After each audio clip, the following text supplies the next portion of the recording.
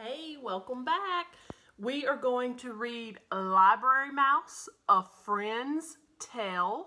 This is by Daniel Kirk, and it is a level 3.9. Library Mouse, A Friend's Tale by Daniel Kirk.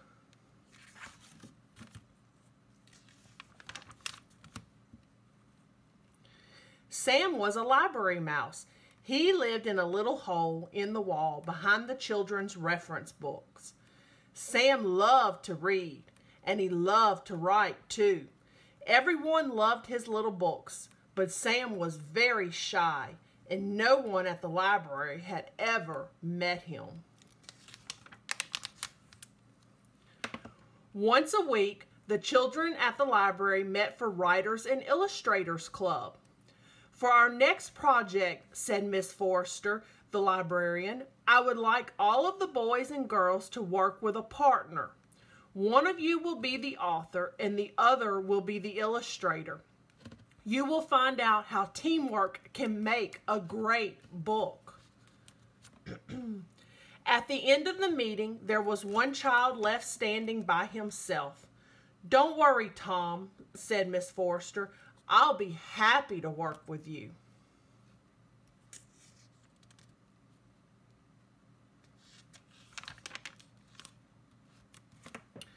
When night came, Sam, the library mouse, went to do some research for a story he was planning to write. All night long he studied, jotting down things in his notebook. But as the sun rose, his eyelids grew heavy and he fell asleep. Squeak! Sam awoke with a start as children filed into the room. In his hurry to escape, he left his little notebook behind. Tom discovered it on the librarian's desk. Carefully, he opened the cover and turned the pages. Then he went to tug at Miss Forrester's sleeve. "What's this?" said the librarian, flipping through the notebook. "From the titles of the stories in here, I would guess this belongs to Sam, our mystery author. He's written so many books, and yet we've never had the pleasure of meeting him. Let's put it back on your desk," said Tom, "so Sam will find it."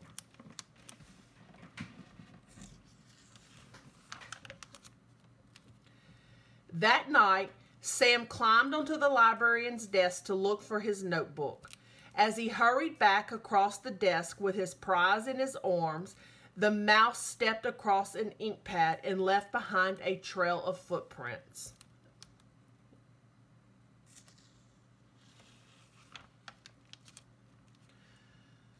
"Good morning," Miss Forrester said to Tom when he arrived early the next day.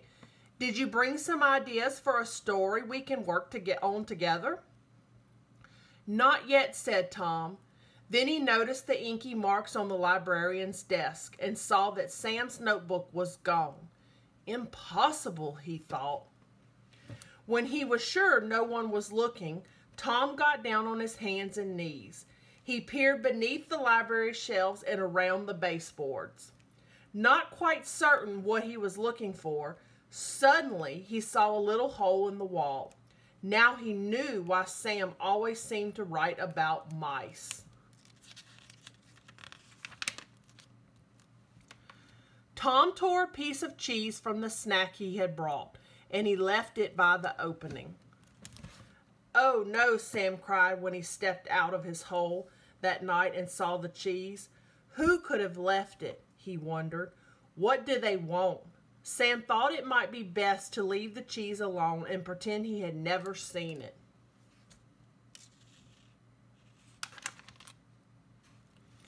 The next time Tom came to the library, he found the cheese, looking dry and lonely, just where he had left it. He replaced it with a peanut butter cracker. Maybe Sam will like this better, he thought. Indeed, when Sam awoke and smelled the cracker, it was all he could do not to gobble up the treat.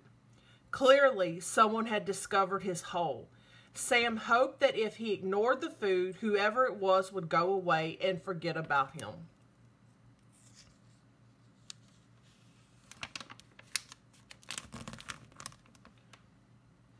But Tom did not forget about Sam. He thought about writing a letter to the library mouse, but he wasn't sure what to say. Then he got an idea. He sat down and started to write a story. It was called The Shy One, and this is how it began. Once upon a time, there was someone who was very shy. His name was Sam. People seemed to make him nervous.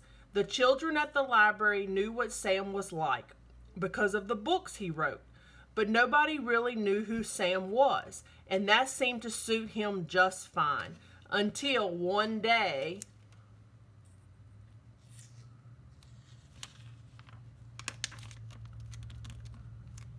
when he finished writing, Tom folded up the paper and left it just outside the little hole in the wall. That night, Sam read the story from beginning to end. Tom had discovered the one thing Sam could not resist, a story. Sam grinned. He remembered Tom as a regular at the library.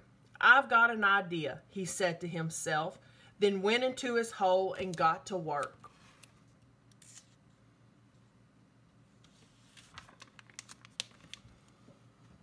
When Tom arrived later that week for Writers and Illustrators Club, he felt a little guilty.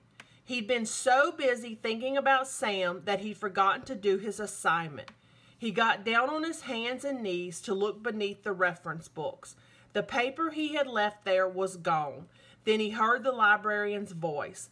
"Tom, what's this I found on my desk? I thought you decided not to work on a book this week."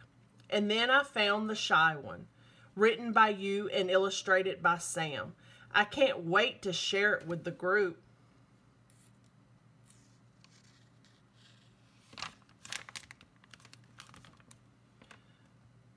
Oh no, thought Tom. The story he had written had been meant just for Sam to see. What if Sam had drawn a boy and a mouse? If Miss Forster read it out loud, everyone would find out who Sam really was. And then what? Someone might try to hurt him or chase him away. "Please don't read the story, Miss Forster," Tom pleaded. "You should be proud of your work," the librarian said kindly. "And how wonderful that you did a book together. I can't wait to hear more about who Sam really is."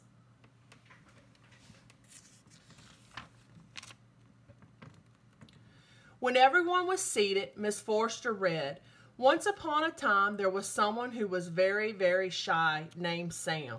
Nobody really knew who Sam was, and that seemed to suit him just fine, until one day someone discovered Sam's secret. It was a good thing he only wanted to be Sam's friend."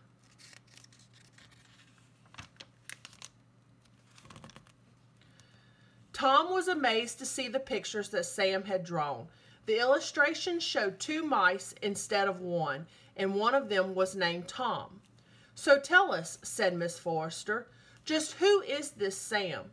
Who writes so many of our books? Is it you?" "Oh no," answered Tom.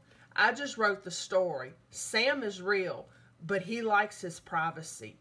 A friend knows how to keep a secret."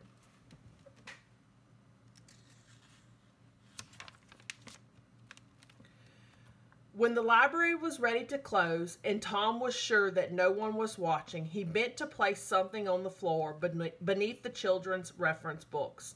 Sam awoke that night to find a note outside his hole. "Thanks, partner. Great work. Your friend, Tom."